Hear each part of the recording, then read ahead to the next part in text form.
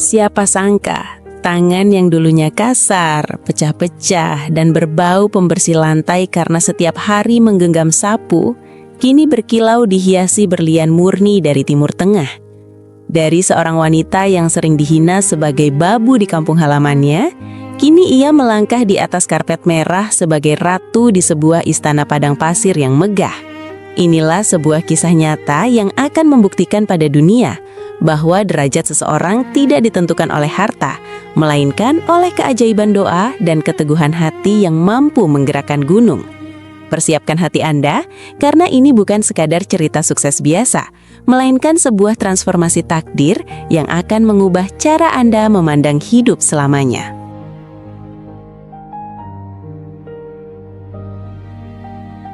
Halo sahabat setia teman cerita, senang sekali bisa kembali menyapa Anda semua di ruang inspirasi ini. Hari ini, saya membawa sebuah kisah yang sangat spesial. Sebuah narasi tentang perjuangan seorang pahlawan devisa yang berangkat dengan air mata, namun pulang dengan mahkota. Sebelum kita menyelami lebih dalam lika-liku perjuangan Siti yang luar biasa ini, saya ingin mengajak Anda semua untuk bergabung menjadi bagian dari komunitas positif kami.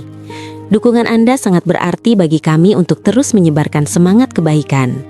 Silahkan klik tombol subscribe, nyalakan lonceng notifikasinya, dan berikan like Anda pada video ini.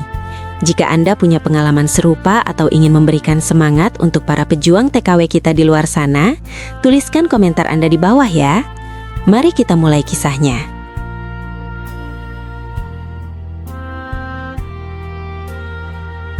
Sepuluh tahun yang lalu, di sebuah desa terpencil yang tanahnya mulai retak karena kemarau, seorang wanita muda bernama Siti duduk termenung di depan pintu rumahnya yang reyot. Pikirannya kalut. Beban di pundaknya terasa begitu berat untuk ukuran wanita seusianya. Ayahnya sakit-sakitan, dan tumpukan hutang peninggalan almarhum kakeknya membuat penagih hutang hampir setiap hari datang mencaci maki keluarganya. Hinaan bukan hanya datang dari orang asing, tapi juga dari tetangga sekitar. Siti seringkali mendengar bisik-bisik yang menyakitkan. Mau jadi apa Siti? Sekolah tidak tinggi, paling-paling hanya jadi beban orang tua. Hinaan itu menjadi api yang membakar semangatnya. Dengan sisa uang tabungan yang sangat sedikit, Siti memutuskan untuk mendaftar ke agen penyaluran tenaga kerja. Ia harus pergi jauh, sangat jauh, melintasi samudra demi mengubah nasib. Saat hari keberangkatan tiba, Siti hanya membawa satu tas jinjing berisi pakaian ala kadarnya dan sebuah mukena tua pemberian ibunya. Di bandara, saat ia melihat pesawat besar yang akan membawanya ke Arab Saudi, Siti meneteskan air mata. Bukan karena takut, tapi karena ia merasa ini adalah pertaruhan terakhir hidupnya. Ia mencium tangan ibunya dengan sangat lama, membisikkan janji yang sangat berat.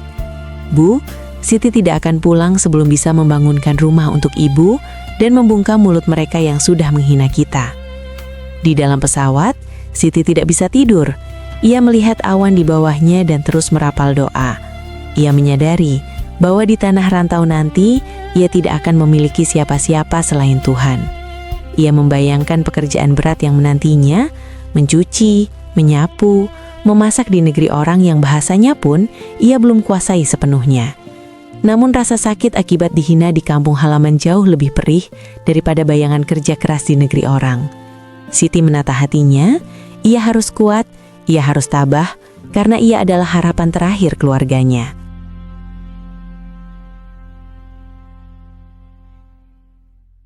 Tahun-tahun pertama di Arab Saudi adalah ujian yang nyaris membuat Siti menyerah. Ia bekerja di sebuah keluarga besar di pinggiran kota Riyadh. Tugasnya tidak ada habisnya. Dari jam 5 pagi hingga lewat tengah malam, Siti nyaris tidak punya waktu untuk mengistirahatkan punggungnya. Gaji yang ia terima sebenarnya sangat kecil jika dibandingkan dengan tenaga yang ia keluarkan. Namun bagi Siti, setiap rial yang ia terima adalah tetesan keringat yang suci. Setiap kali menerima gaji, ia hanya menyisakan sedikit untuk membeli sabun dan kebutuhan pokok. Sisanya ia kirimkan seluruhnya ke desa untuk biaya pengobatan ayahnya dan melunasi hutang-hutang keluarga. Siti seringkali merasa kesepian yang teramat sangat.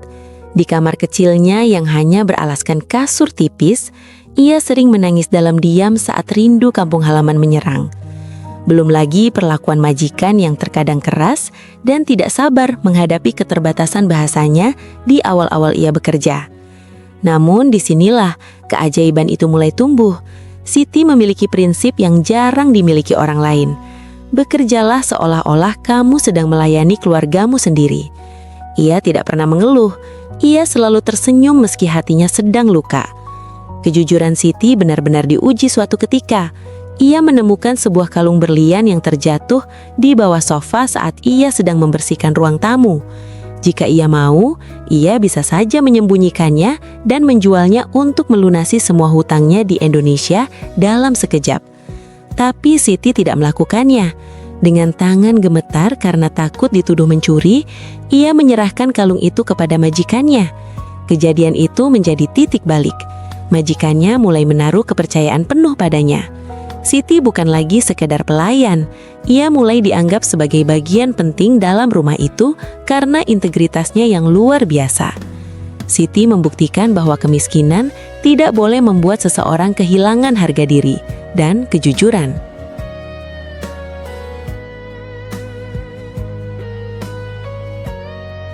Suatu sore yang cerah di musim gugur, rumah majikan Siti kedatangan tamu agung.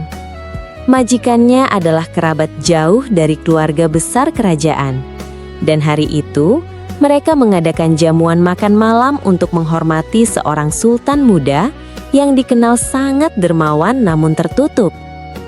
Siti, dengan pakaian seragamnya yang bersih dan rapi, sibuk hilir mudik menyiapkan hidangan.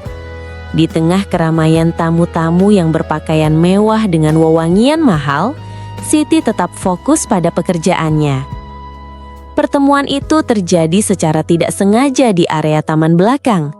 Salah seorang tamu lansia, kerabat dari sang sultan, tiba-tiba merasa pusing dan hampir terjatuh dari kursi rodanya. Semua orang sedang sibuk mengobrol dan tidak menyadari hal itu, kecuali Siti. Tanpa ragu, Siti berlari dan menahan tubuh lansia tersebut agar tidak terbentur lantai. Ia dengan lembut memijat tanan sang nenek, memberinya minum, dan menenangkan beliau dengan kata-kata santun dalam bahasa Arab yang kini sudah lancar ia ucapkan. Ternyata tindakan spontan Siti itu disaksikan oleh sang sultan dari kejauhan. Sultan tersebut tertegun. Ia telah melihat ribuan wanita cantik yang berlomba-lomba menarik perhatiannya dengan kemewahan. Namun ia belum pernah melihat ketulusan yang begitu murni terpancar dari wajah seorang asisten rumah tangga. Ada sesuatu pada diri Siti, ketenangan, kesantunan, dan aura kebaikan yang tidak bisa dibeli dengan uang. Sultan itu kemudian bertanya kepada pemilik rumah tentang siapa wanita tersebut. Jawaban majikannya semakin membuatnya kagum. Dia adalah Siti, wanita paling jujur dan paling rajin yang pernah bekerja di sini. Dia adalah permata di rumah kami. Sejak hari itu, takdir Siti mulai berputar ke arah yang tidak pernah ia bayangkan, bahkan dalam mimpinya yang paling liar sekalipun.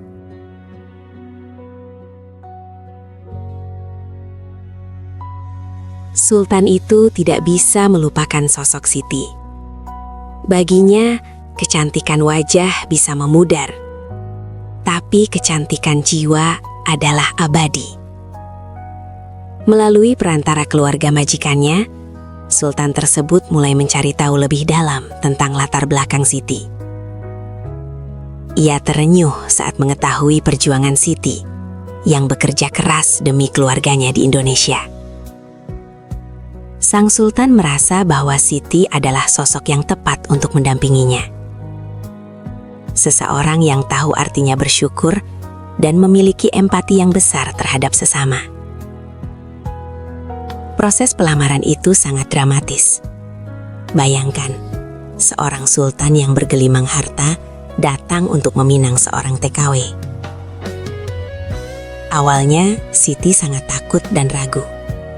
Ia merasa dirinya tidak pantas.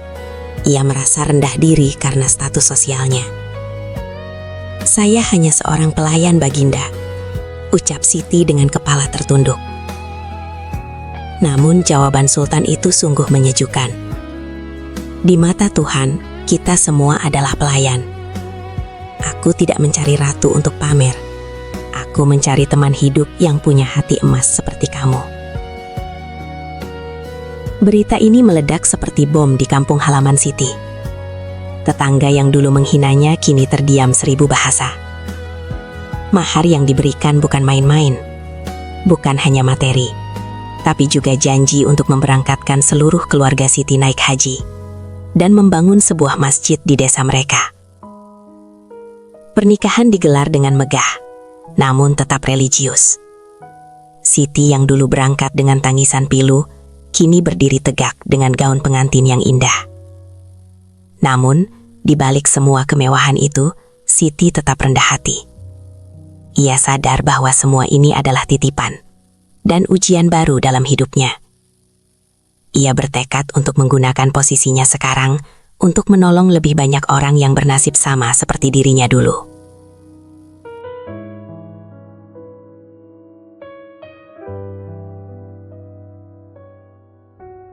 Kehidupan Siti kini berubah 180 derajat.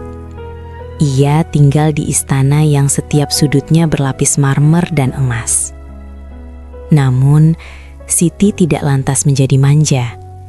Ia menggunakan pengaruhnya sebagai istri sultan untuk membangun yayasan yang membantu para tenaga kerja migran yang bermasalah. Ia menjadi pelindung bagi mereka yang tertindas, karena ia tahu persis rasanya berada di posisi itu. Siti sering turun langsung ke lapangan, memberikan bantuan tanpa harus memamerkan kekayaannya. Ia tetap menjadi sosok yang sederhana, sering terlihat memasak sendiri untuk suaminya karena ia ingin tetap melayani dengan tangannya sendiri. Di kampung halamannya, Siti telah menepati janjinya. Sebuah rumah indah nan kokoh kini berdiri untuk orang tuanya. Tapi yang paling penting adalah bagaimana ia membalas hinaan orang di masa lalu. Ia tidak membalas dengan kesombongan, melainkan dengan kebaikan. Ia memberikan beasiswa bagi anak-anak di desanya agar mereka bisa sekolah tinggi dan tidak perlu mengalami nasib seberat dirinya. Ia membangun jalan desa dan sarana air bersih. Orang-orang yang dulu mencibirnya kini merasa malu dan sangat menghormatinya. Siti membuktikan bahwa status TKW bukanlah noda hitam, melainkan sebuah proses pendidikan mental yang sangat kuat. Dari gaji yang dulu harus dihemat sedemikian rupa hanya untuk makan, kini ia memegang kunci brankas yang bisa menghidupi ribuan orang. Namun bagi Siti, kekayaan terbesarnya bukanlah emas di jarinya, melainkan doa ibunya yang selalu menembus langit. Ia kini dikenal bukan hanya sebagai istri sultan, tapi sebagai wanita Indonesia yang menginspirasi dunia dengan kekuatan akhlak dan kesabarannya. Kisah Siti adalah pengingat bagi kita semua bahwa Tuhan tidak pernah tidur melihat tetesan keringat hambanya yang jujur. Sahabat teman cerita, kisah Siti adalah bukti nyata bahwa roda kehidupan itu berputar. Jangan pernah sekali-kali meremehkan orang lain hanya karena pekerjaannya saat ini. Karena kita tidak pernah tahu rencana besar apa yang Tuhan simpan untuk mereka di masa depan. Pesan moral dari cerita ini sangat jelas. Pertahankan kejujuranmu dimanapun kamu berada. Karena kejujuran adalah kunci yang bisa membuka pintu-pintu yang paling mustahil sekalipun. Bagi Anda yang saat ini mungkin sedang berjuang di negeri orang, merasa lelah, dihina, atau merasa putus asa. Ingatlah bahwa ada pelangi setelah badai. Tetaplah menjadi pribadi yang baik, karena kebaikan tidak pernah sia-sia.